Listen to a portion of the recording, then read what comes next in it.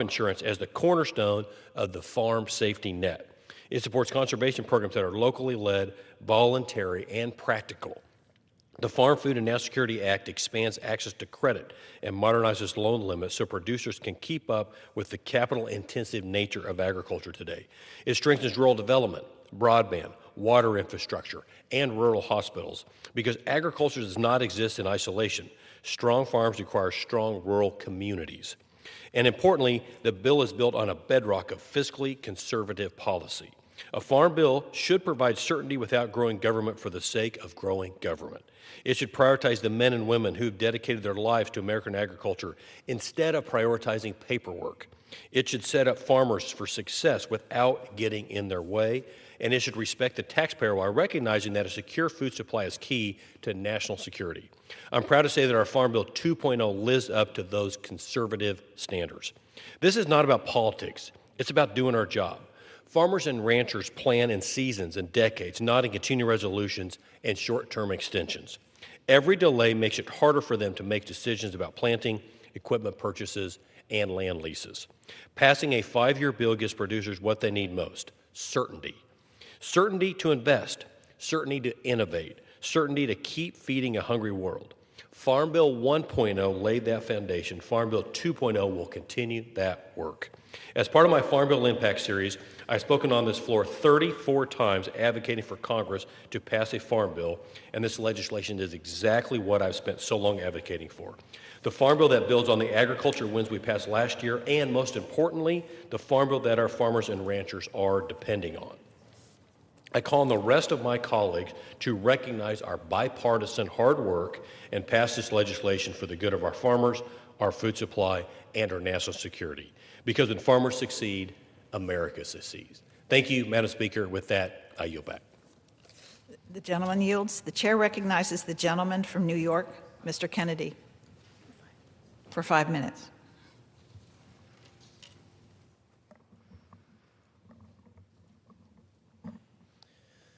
Thank you, Mr. Speaker. I rise today to honor the life and legacy of a truly remarkable Buffalonian, John J. Heidinger, who passed away at the age of 72 on January 1st, 2026. John's presence was woven into the fabric of Buffalo, and with his passing, our city has lost a pillar in our community. To know John was to know something essential about Buffalo itself: loyalty, humor, generosity, and an unwavering devotion to the people and places that shaped him. John was born and raised in Buffalo's Old First Ward, a neighborhood defined by its character and Irish pride. And John carried that with him every day of his life. He was one of 8 children raised by Jack and Elizabeth Heidinger in a small apartment near O'Connell Avenue, where love, faith, and hard work were not just values, they were a way of life. That foundation shaped the course of John's story. John deeply believed in the power of organized labor, in the fairness, stability, and respect unions provide to working families. That conviction led him to dedicate more than 40 years of his life as an usher and ticket taker, where he stood shoulder to shoulder with his fellow union members and ultimately went on to serve as president of Local 235, which would later become SEIU Local 200 United. As president, John negotiated fair contracts, defended livelihoods, and helped ensure that generations of workers in Western New York, including me and my family, could make a better life for themselves and their loved ones. But if you grew up in Buffalo, chances are you knew John in another way too. In the early years of his career, John served as equipment manager for the Buffalo Sabres. He loved the team, the travel, the stories, the joy of being part of something larger than himself. John would even invite players, especially those far from home with nowhere to go, to his house for Thanksgiving dinner. That was John, making room at the table, always looking out for others, and always treating everyone like family. In so many ways, John was present for Buffalo's most cherished memories: Sabres games, Bills games, Bison's games, Shea's performances, Klein Hands concerts, and the racetrack, the Aud, the rock pile, pilot field, the Ralph, and the arena.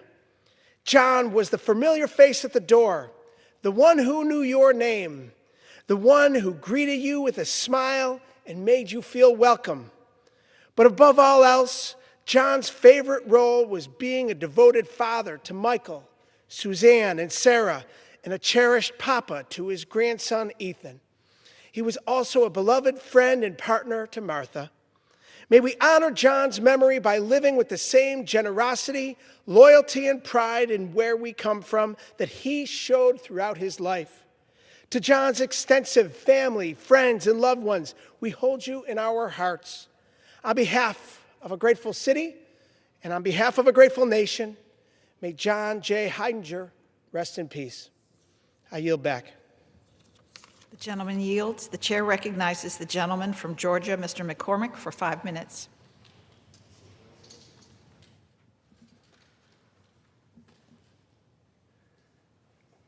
Madam Speaker, I rise today to discuss legislation that is near and dear to me. It updates outdated federal definitions and ensures fairness for students attending universities that serve some of the most historically underserved communities across the country. Importantly, this benefits many people with no cost. My last tour as a Marine was serving as the Marine Officer Instructor at Morehouse, Spelman, Clark Atlanta, and Morris Brown as an adjunct professor.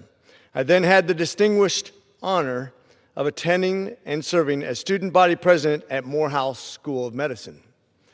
That experience shaped not only my medical career, but also my understanding of leadership, service, and the responsibility we have to expand opportunity to the next generation. Morehouse School of Medicine was founded to give opportunities to the underserved minority population and give them access to careers in healthcare and top-quality medical education. Its mission is clear: to serve the underserved. Yet for far too long, federal policy has failed to keep pace with that mission.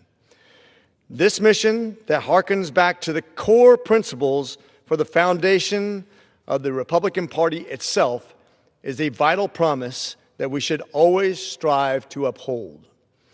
Outdated definitions in statute have limited students at institutions like Morehouse to the resources and support they rightfully deserve. My bill has one small step to help correct that. It modernizes federal language so that historically black colleges and universities and other historically underserved institutions are treated fairly and equitably under the law that we intend. It ensures that students training to serve in rural communities, urban neighborhoods, and medically fragile populations are not disadvantaged by bureaucratic technicality written decades ago. As a graduate of Morehouse, I have seen the extraordinary talent and commitment of students who are determined to make a difference. They deserve policies that recognize their value and support their success. Morehouse's legacy is incredible. I had the privilege of learning from Dr. David Satcher, the former Surgeon General of the United States and a towering figure in public health. His leadership set a standard of excellence and service that continues to guide my work today.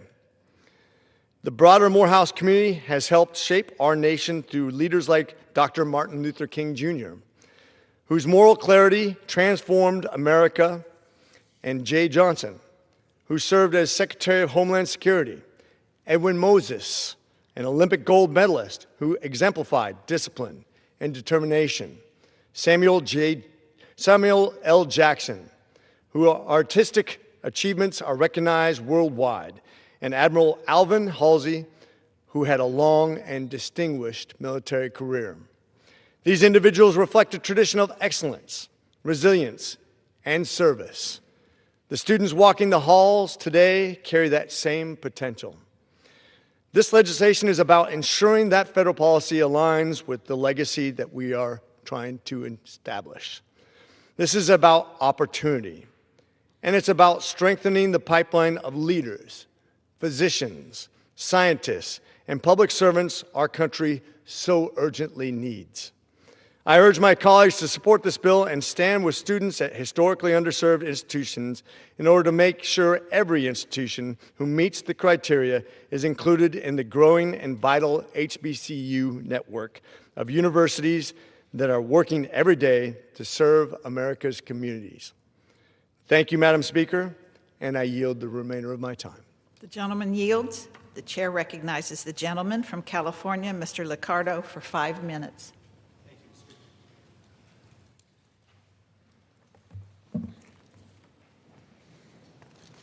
Wow, that was a whole bunch of kids.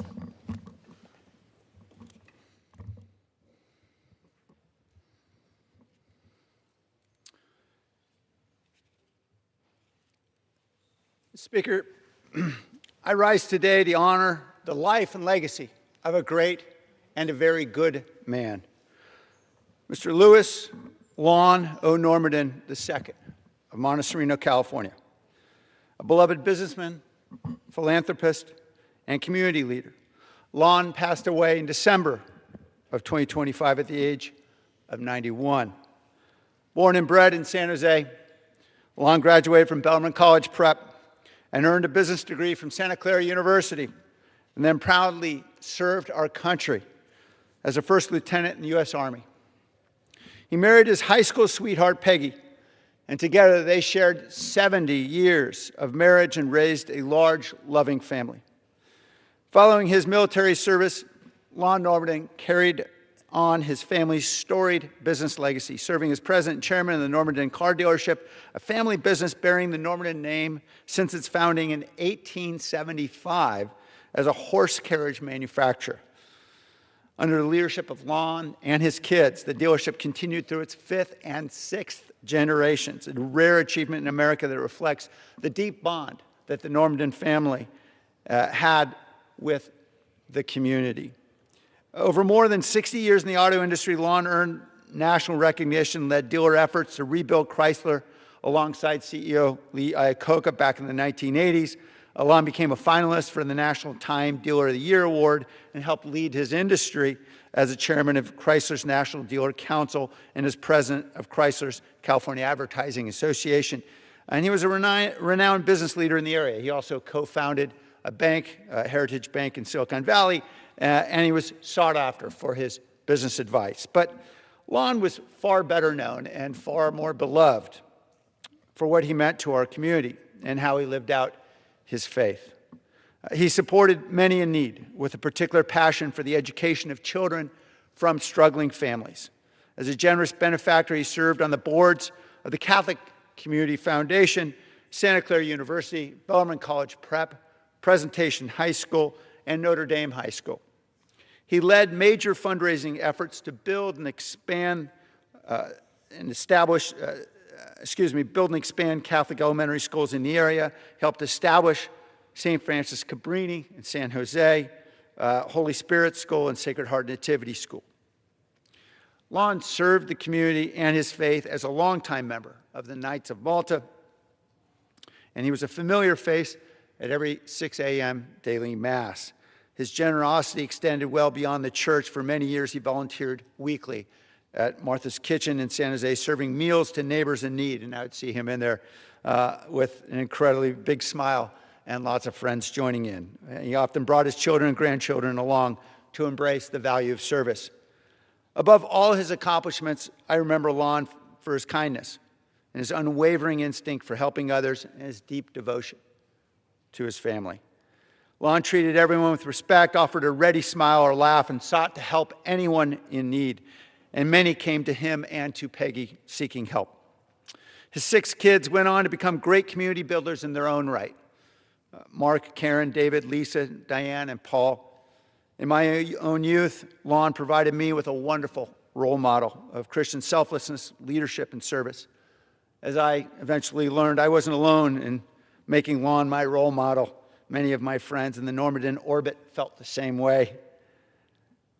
Mr. Speaker, I ask my colleagues to join me in celebrating the life of Lon Normandy and extending our very deepest condolences to his beloved wife, Peggy, their 6 children and spouses, 14 grandchildren, and 11 great-grandchildren.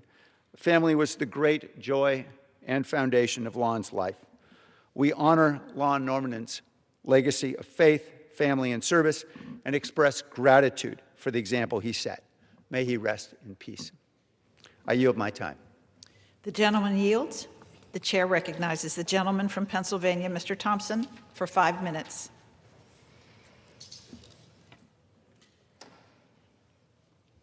Thank you, Madam Speaker. I rise today to recognize American Red Cross Month, which has been celebrated every March since 1943. The American Red Cross was founded by Clara Barton in 1881 with the noble mission of serving people in need. The American Red Cross is one of the largest organizations in the country with approximately 230 chapters in the United States and close to 300,000 volunteers. American Red Cross Month was first recognized during World War II with President Franklin D. Roosevelt urged individuals to assist with the nation's growing humanitarian needs. What initially started out as a humanitarian call to action has grown into a larger mission. Now communities across the country come together to help those in need. The bond between the American Red Cross and the United States government is defined by more than a century of service. Since the organization's formal chartering in the early 1900s, the American Red Cross has had a hand in providing aid to our military personnel and their families. The organization was pivotal in assisting service members and families during World War I and World War II. During both wars, the American Red Cross recruited thousands of registered nurses and prepared millions of aid packages for the United States military and our allies. Today, the American Red Cross still provides support for military members and their families. However, their reach has extended to also serve communities that have been impacted by natural disasters. This organization assists in recovery efforts by providing emergency assistance, food, shelter, and emotional support to those in need. Many people know of the American Red Cross because of their commitment to blood donations.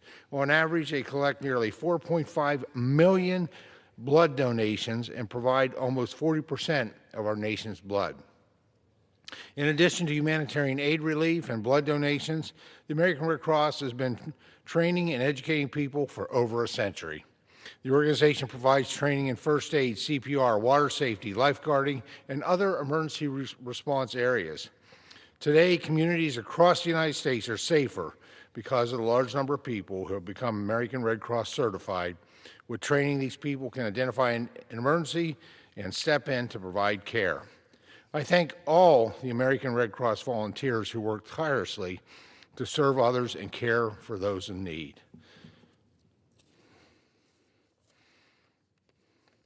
Madam Speaker, I rise today to recognize Jersey Shore, Pennsylvania, which marks its bicentennial celebration on March 15th.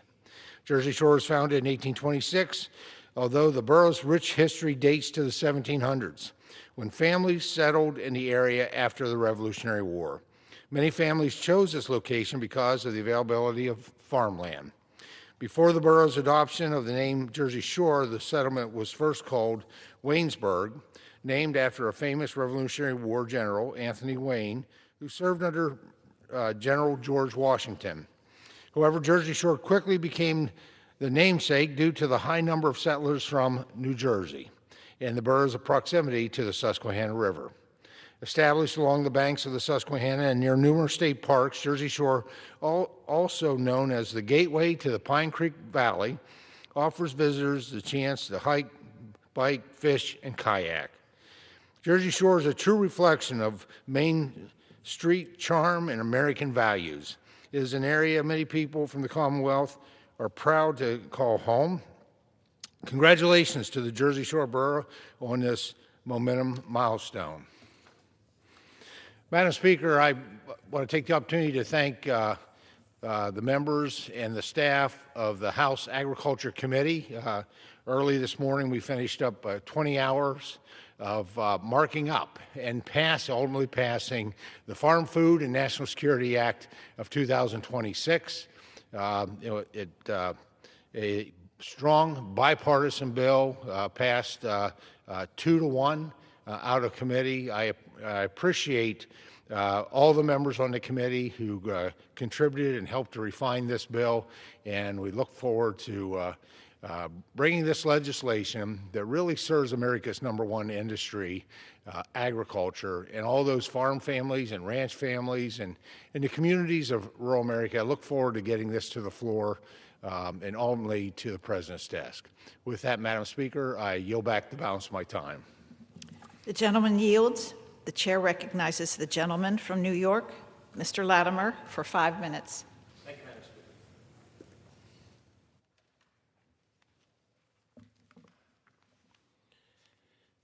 Madam Speaker, let me salute the outstanding work of the Greenberg Nature Center, its professional staff, and its volunteer leadership for providing an environmental oasis for all to enjoy in the middle of a bustling suburb. The Nature Center is a 33-acre preserve just steps away from busy Central Avenue that offers hiking trails, demonstration gardens, a live animal museum with barnyard animals and other wildlife, and provides educational programs, youth camps for kids, and an annual environmental set of events that welcome the whole community. The professional team is led by Executive Director Alex Dunn, and she has spent decades in environmental work, nonprofits in California before returning home to Westchester. She is aided by Mary Beth Cagney, Chloe DiGianni, Rosa Van Zant, Elizabeth Mulder, Greg Wegler, Andrew Michalski, and many others. The Board of Directors provides volunteer and community-based support and direction, led by President Dolia Fleck and other leaders, Jackie Pfeffer, Melissa Jones, Naomi Haber, Jim Bland, and former town councilwoman Diana Jutner. From the floor of the House of Representatives, we salute the team of the Greenberg Nature Center for its constant advancement of this valued community asset. Madam Speaker, the month of March, with St. Patrick's Day to be celebrated on March 17th, is a time to honor those of us of Irish American heritage. Across the nation, much less in Westchester and in the Bronx, there will be parades and festive dinners to salute the Irish experience and the accomplishments here in America. One such event is the 14th annual Sound Shore St. Patrick's Day Parade, scheduled for Sunday, March 22nd in Mamaroneck. This loops together the Irish in communities from Larchmont to Rye and Portchester to New Rochelle. Tonight, there is the annual Hearts and Shamrock Dinner, which was, for many, the annual scholarship fundraising effort for deserving students. And at the dinner, the parade's 2025 Grand Marshal, Matt McCauley, will turn over his sash to the parade's 2026 Grand Marshal, Joe Carvin. Joe is a resident of Portchester, a former resident of Rye Brook. He's an accomplished business executive, and he finds time yet to work with high school students in voluntary action, and he has served as village trustee in Portchester and as Rye Town supervisor. I regret being unable to join them tonight, but we salute Matt and Joe, parade leaders Joe Morrow and Michael Murphy as they celebrate together. From the floor of the House of Representatives, this grandson of Enniskillen in County Fermanagh sends our very best. Madam Speaker, I want to salute the newly installed Archbishop for the Archdiocese of New York, His Excellency the Most Reverend Ronald Hicks. Archbishop Hicks has assumed the spiritual leadership for the 2.8 million member Catholic community that includes Westchester and the Bronx, succeeding the much-loved Timothy Cardinal Dolan, who served for 16 years. Archbishop Hicks was most recently in charge of the Diocese of Joliet, Illinois, and is well known by Pope Leo, also an Illinois native, who made this key assignment. The New York Archdiocese has 300 parishes and also runs 153 schools with an aggregate enrollment of 49,000 students, runs a seminary, cemeteries, and links with various Catholic charitable organizations. A native of Illinois, Archbishop Hicks was ordained to the priesthood in 1994, served in local parishes as a seminary dean and an important assignment in Latin America before becoming a bishop. From the floor of the House of Representatives, we welcome Archbishop Ronald Hicks to New York, and we wish him great success in his pastoral services and in his church leadership. Thank you, Madam Speaker, and I yield my time. The gentleman yields. The chair recognizes the gentlewoman from New York, Ms. Maliotakis, for 5 minutes.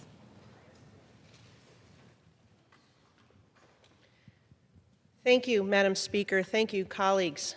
This past Monday, I joined President Trump at the White House as he posthumously awarded United States Army Staff Sergeant Michael Alice of Staten Island, New York, the Medal of Honor, the nation's highest military honor that can be bestowed.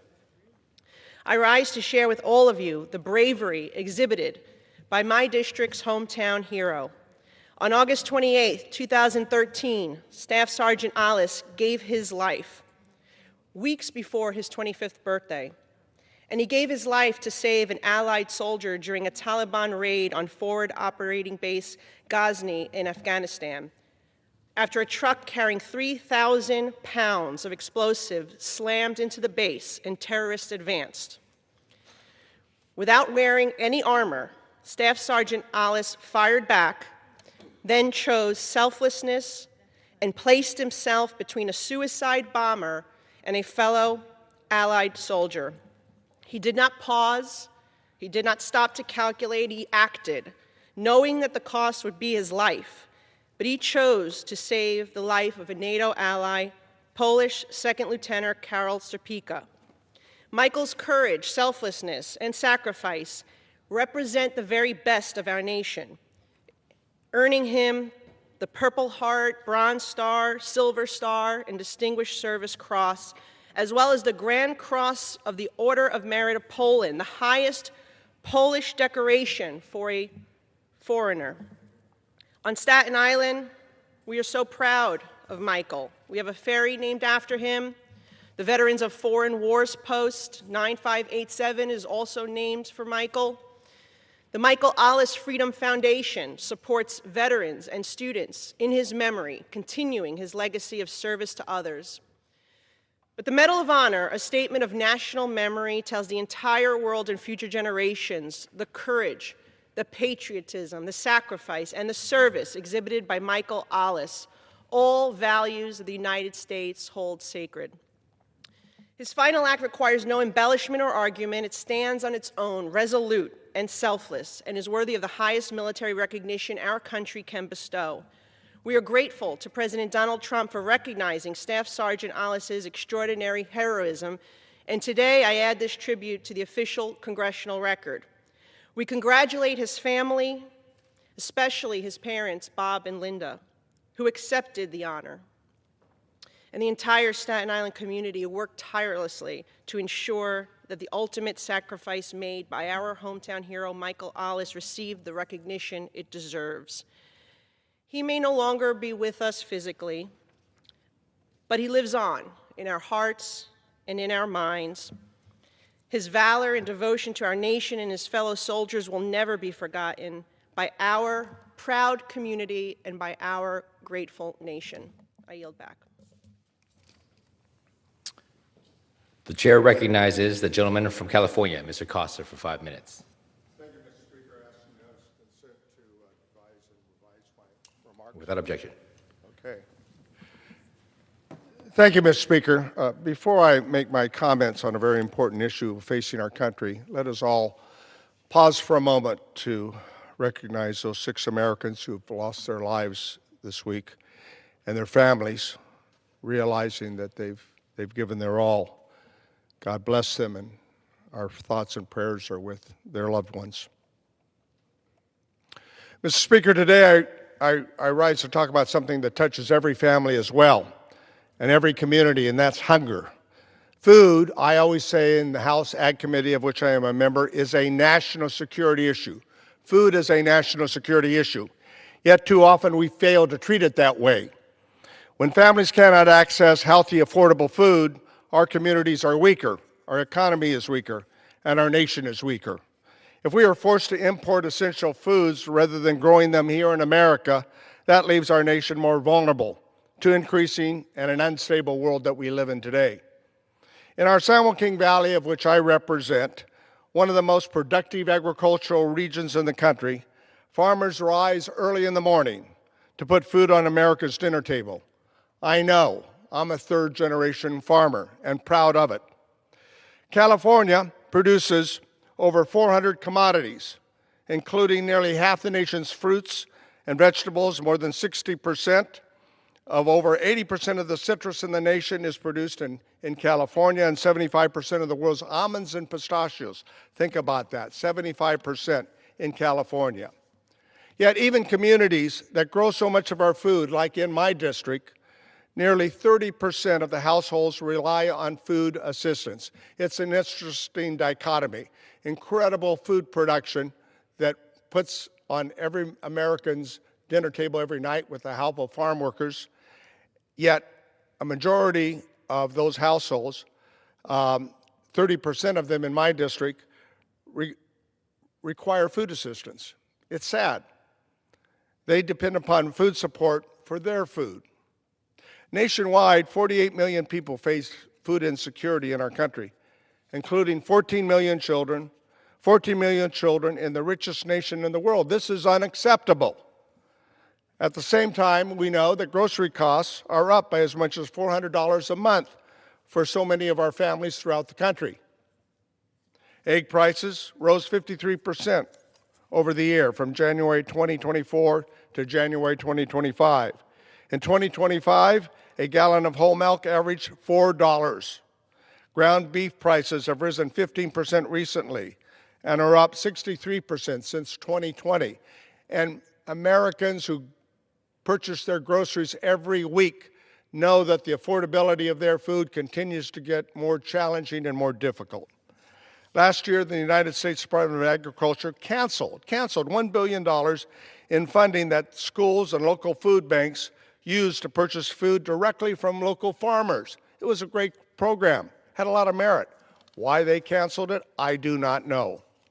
Congress also enacted cuts totaling $186 billion in food assistance that resulted in more than 3 million people losing their food support entirely. Disgraceful.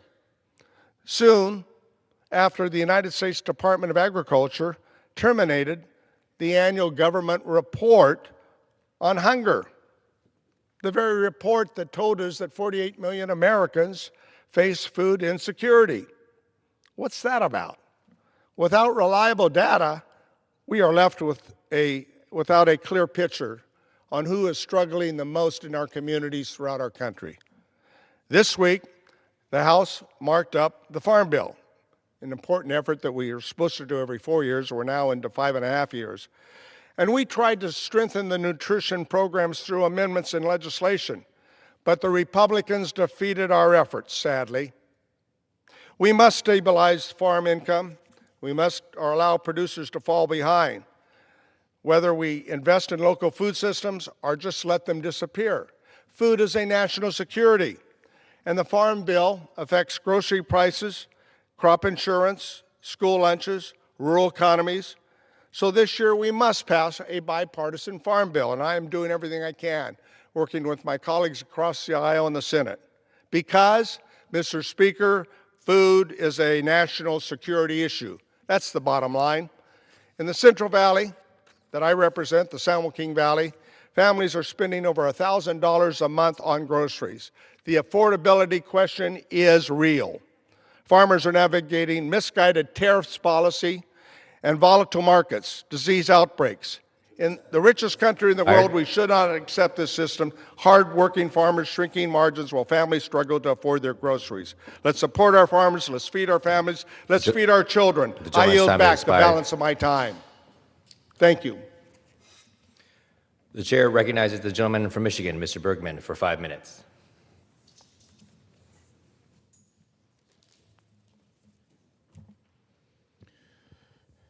Mr. Speaker, I rise today with a heavy heart to honor the life and legacy of a truly remarkable man. My cousin, my friend, and true pillar of his community, Robert Bob Bakken. Bob passed away on February 15th at the age of 83, leaving behind a legacy defined by service to his family, his students, and the community he loved so deeply. You know, life and tomorrow are never guaranteed. Little did any of us realize that when I met with Steve, his son, Steve's wife Lee, and their granddaughter Charlie about 10 days ago to think about the planning of the Bob's Memorial Service, that today I would be extending condolences to Steve and Charlie on the passing of their mother, Lee, unexpectedly last Sunday. Again, life and tomorrow are never guaranteed. The only thing that is guaranteed is God's love and God's forgiveness.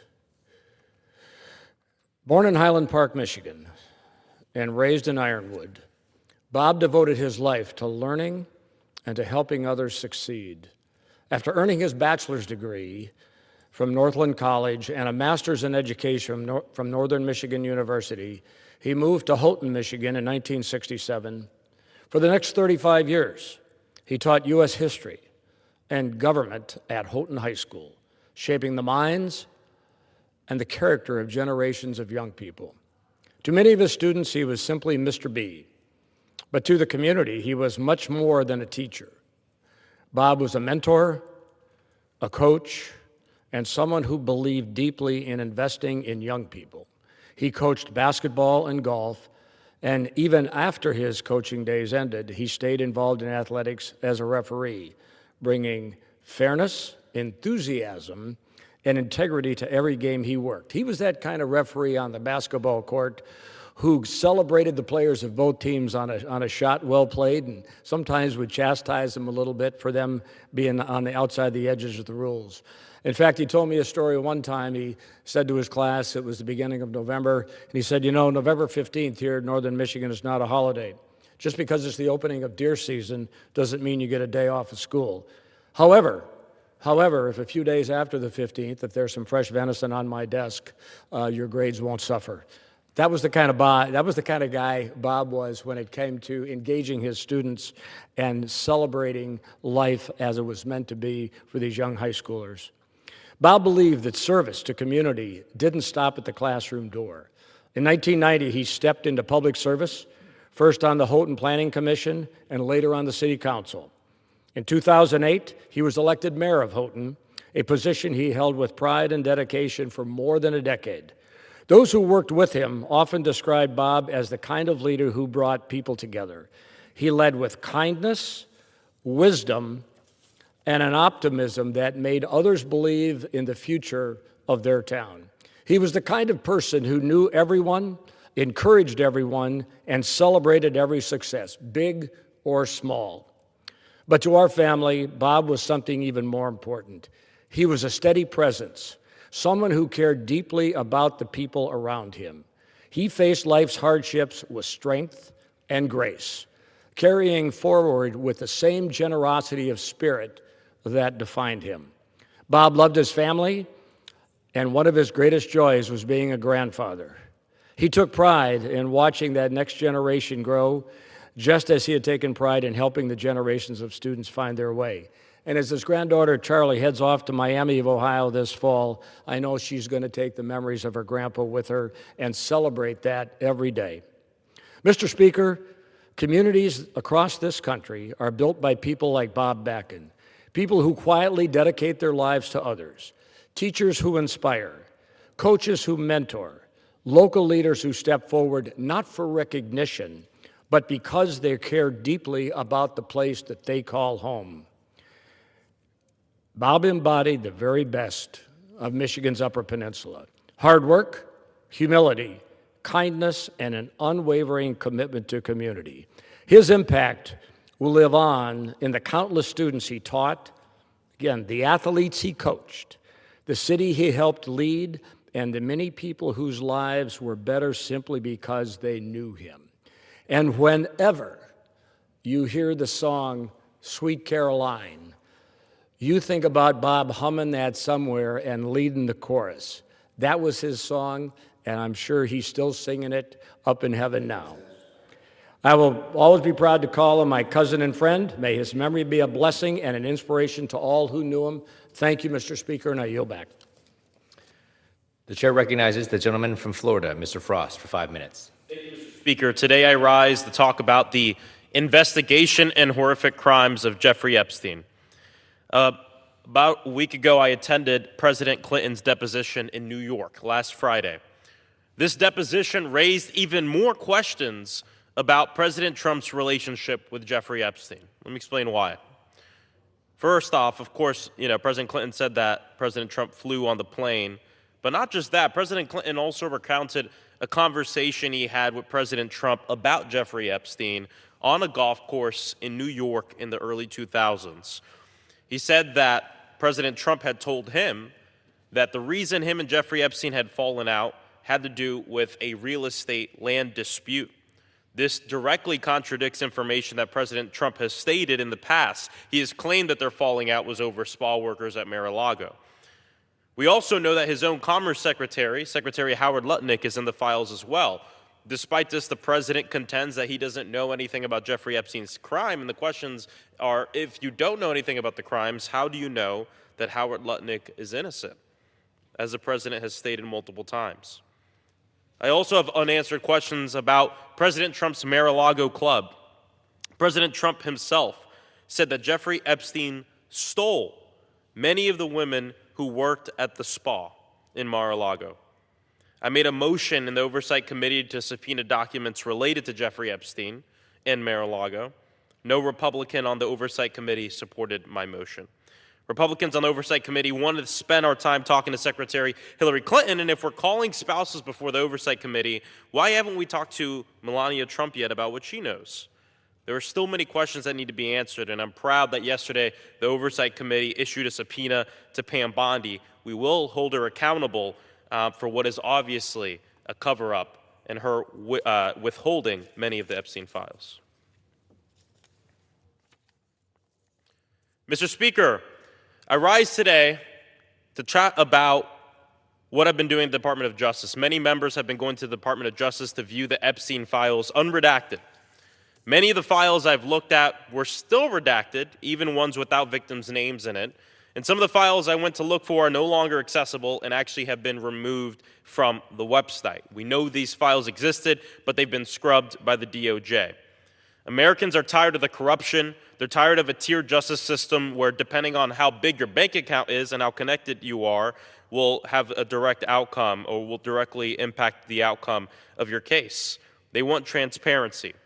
And so I took online to Reddit and different websites to ask folks what I should look at and what they wanted transparency on as far as the Epstein files were concerned. Here, I wanted today to come to the floor to share some of the files that people online have asked me to look into. The first one was this file that talked about a torture video. This right here is an email. The email belongs to Sultan Ahmed bin Sulaim, and that is who this was sent to. The next one has to do with an email that says, "Did you know somewhere in the hills outside Zorro, 2 foreign girls were buried on orders of Jeffrey and Madam G. Both died by strangulation during rough fetish sex." This is from a fake email right here, dfd42299@protonmail.com. And then at the bottom down here, they're arranging for a Bitcoin to be sent to a wallet address. I'm actually going to read that address out loud. 3CR9T PVEREGEG 4ZG HPEDZMC 94 HZUUSCBHN. One of the other files people asked for some transparency on had to do with the Federal Bureau of Investigation CHS reporting document. This is still redacted. Even when I went into the DOJ and clicked the button to unredact it, it was still redacted. I was told they received it this way. The next one has to do with a diary of drawings and collages. Something that could definitely give us some more information that could be useful. This is also still redacted. There are many pages from the diary all redacted. Of course, we need to keep the victims' names from being made public, but Congress has a right to investigate this important information. One of the files that folks asked me to look into is about Donald Trump. Jeffrey Epstein forwarded an email to Ghislaine Maxwell. This email was from Jack Goldberger. Okay. The chair recognizes the gentleman from Indiana, Mr. Yocum, for 5 minutes.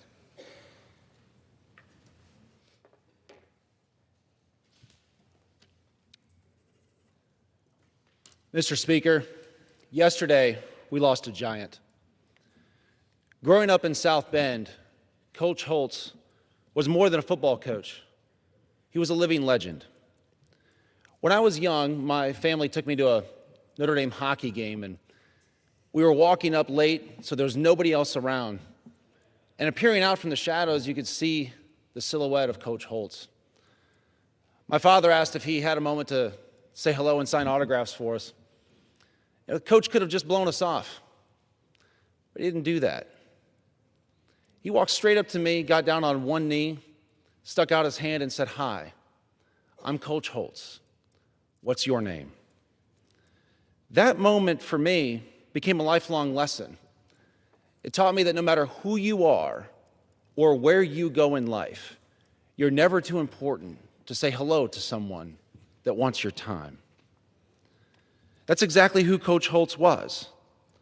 A national champion, a Hall of Fame coach, sure. But even more importantly, he was an extraordinary person. He's someone who brought out the best of people. He got more out of people than they ever believed possible. He inspired them to be the best that they could be, and he set a high standard of excellence that the people around him could only hope to achieve. Sally Ann and I lift up the Holtz family in our prayers. Thank you, Coach, for the memories. Thank you for your positive influence on the South Bend community and Notre Dame at large. Go Irish. Mr. Speaker, I yield back. The chair recognizes the gentlewoman from Ohio, Ms. Sykes, for 5 minutes. Thank you, Mr. Speaker. As we come off the observance of Black History Month, we are reminded of a story of courage, scholarship, and action that helped reshape how America understands its past. Black History Month began with the work of Carter G. Woodson, who believed that contributions of African Americans must be visible, taught, and celebrated. In 1926, he created Negro History Week to highlight Black achievement and make space in our nation's story for those who are often ignored. But it was Kent State University, my alma mater, in 1969 and 1970 that students decided that 1 week was not enough. Black students and educators argued that history this rich and important deserved at least a full month. Students from the Black United Students Organization proposed expanding the observance into what we now know as Black History Month. In February 1970, Kent State became the first campus to celebrate a month-long event, 6 years before it became a national observance. As someone who attended Kent State and studied in Oscar Ritchie Hall, I know firsthand the power of students demanding more truth, more justice, more inclusion. Their voices shaped one of many national movements, showing how change can start with those who are willing to speak up. Although February has ended, the lessons of Black History Month do not end with it. History shapes our identity as a nation, good, bad, and everything in between. When we know the struggles and triumphs of those who came before us, we understand our collective journey towards justice. Black history is American history, and leaving any part out makes our story incomplete. The close of Black History Month is not a conclusion. It is a continuation. It is a reminder to confront inequities in education, economic opportunity, healthcare, voting rights, and justice. True justice requires more than just recognition. It requires change. It requires action. Even as the calendar turns, the call remains the same. Lift every voice, celebrate achievements, confront injustice, and teach future generations a history in the need for diversity, equity, inclusion, and unity. As we reflect on Black History Month here on the House floor, I ask all of my colleagues to recommit to these principles, because when we expand the story of our history, we expand the promise of our future. Thank you, Mr. Speaker. I yield back.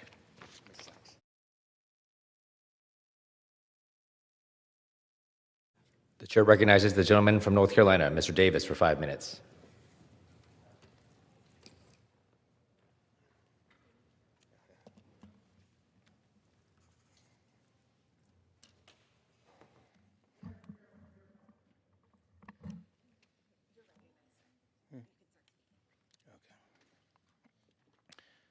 Mr. Speaker, the Greenville, North Carolina United States Army recruiters and those across the country, they're working hard to get the job done every single day. My son Justin has arrived now at Fort Benning, Georgia, to become an infantryman. He went from carrying our nation's flag to now answering the call to protect it. Inspired as a child and from his 4 years in JRTC with the Ram Battalion at Green Central High School in Snow Hill. I recall a few months back, he called me and he said he wanted to talk to me about something. And I said, son, what is it? He said, Dad, I want to join the Army. I said, well, son, you know I was in the Air Force, right? And he said, yes, I do, Dad. He said, but I want to join the Army, and you're not changing my mind. I said, well, son, what is it that you want to do? He said, I want to be an infantryman. I said, son, you do understand the risk? And he said, yes, Dad, I understand the risk. And he went on to say something very moving and profound. He said, Dad, I listed my brothers as my beneficiaries. Later, he shared that after praying, he went in and took the oath of office with his Bible in his pocket. And by the way, I saw that Bible later. It was a camouflage Bible, but the words were the same. As his father, I said to him, son, I love you. Serve us well. And I found in me to say, Hoo! Mr. Speaker, I pause to give a special shout out in recognition to Major Morales, Sergeant Penhallow, his JRTC instructors, Sergeant Head, who was really instrumental in sharing with Justin about the Army, Sergeant Young, who reminded all of us that you don't just recruit soldiers, but you recruit families. As a member of the House Armed Services Committee, I must admit that I'm a proud father. I'm a proud father. Decisions that I make serving on the House Armed Services Committee have become just so personal. But I want everyone to also understand I can't be willing to ask any parent across this country to send their son or daughter without giving mine. The last words that Justin shared with me before he was leaving, he said, Dad, I'm going to make you proud. To my colleagues, oh God, he has more than made me proud. To all the recruits who are shipping out to serve our country, and especially right now during these challenging times. I was taking them to MAPS in Raleigh. This was over the weekend. But during these challenging times, I want to thank every single recruit with all of my heart. Thank you for your bravery. Thank you for your courage. Thank you for your willingness to serve our country. Thank you for your love for America. And to every recruit, I share the same words that I shared with my son. Be strong and be of good courage and be all that you can be. I yield back.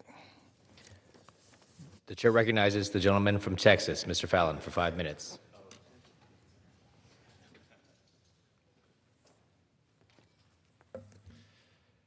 Thank you, Mr. Speaker. Yesterday, a legend was called home. Lou Holtz passed away surrounded by his loving family, and I know Coach, if he had to choose, wouldn't have it any other way.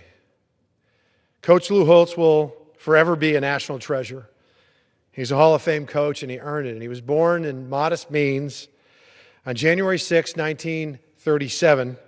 His parents, Andrew and Anne Marie, raised him near a small mill town in West Virginia, right on the border in Liverpool, Ohio. Coach went on to play linebacker. I think he probably was 135 pounds soaking wet, but he was a linebacker at Kent State. And he used to joke about, when he would give some of his great speeches, that he graduated third in his class, third from the bottom, not the top. And he went on, and when he's 34 years old, he was having a tough time in life, so he wrote down 107, and then it became 108 life goals. Some very lofty ones. One, I believe, was to appear on The Tonight Show with Johnny Carson. He wanted to be a head coach, he wanted to win a national championship, and many other goals. He achieved, if he didn't achieve all of them, he achieved nearly all of them. He became a head coach at William and Mary, then at North Carolina State, and then 1 year with the New York Jets when Joe Namath was there. That didn't go too well, so his calling was back in college, and he went to the University of Arkansas. He had wild success there, and then the University of Minnesota. In his contract, he could leave for one school, and that school was the University of Notre Dame. And we won a national championship there in 1988, a very special time. Coach Holtz coached many great Americans. Byron Spruill, Pat Eilers, Rod West, Tony Rice, Derek Brown, Reggie Brooks, Ricky Waters, Jerome Bettis, Steve Berline, Andy Heck, Ron Meyer, James Dillard, Antoine Lark, and one of 1,500. I got the privilege to, I used to joke, I didn't necessarily play for Coach Holtz, I practiced for him. But Coach used to say you should have 4 things in life: something to do, someone to love, someone to believe in, and something to hope for. And I want to share with you all, he was in hospice, he passed away yesterday. But you know, when you're in hospice, you know the end's coming. And this is what I shared with Coach Holtz. I sent him a text last month. I'm going to read it to you. Coach, I'm sitting in my office in the U.S. Capitol, and I know one thing for certain. I wouldn't be here right now had I not crossed your path. In short, you're a legend, and I love you. I had the honor of introducing you about a half dozen times over the last decade or so. And if you read Coach Holtz's bio, it's going to tell you that he has 2 sons. But that is wildly inaccurate. He has 1,502 sons. That's how Coach's players see him, as a coach, a mentor, a friend, and very much a second father. Coach, you demanded the best from all of us and taught us to dig deep and reach our full potential. You taught us not to exist, but to live, not to wallow, but to thrive, not to just dream, but to act. You taught us to take hold of our own futures and fates. So many of us did just that. I oftentimes share with people that you came out and did a fundraiser for me in 2018 when I was running for the Texas Senate. And I share that not to name drop or to impress people, but to share the person that you are. You refused payment. You flew from Florida to Texas to help a reserve player that you had coached 30 years prior. That's who you are. Generous beyond measure and a great American patriot of our republic. You are to be admired and emulated. Coach, you inspired us to be the men the good Lord made us to be. I was reading the other day that at some point, for most of us, there will come a day when our name will be spoken for the last time. For most of us. not for you. Your name will live on for eternity because you're a legend. And you know what, Coach? Damn it, you earned it. Coach Lou Holtz,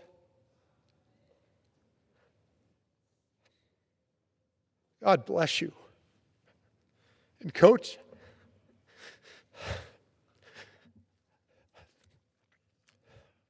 thank you. I yield. Pursuant to Clause 12A of Rule 1, the chair declares the House in recess until noon today.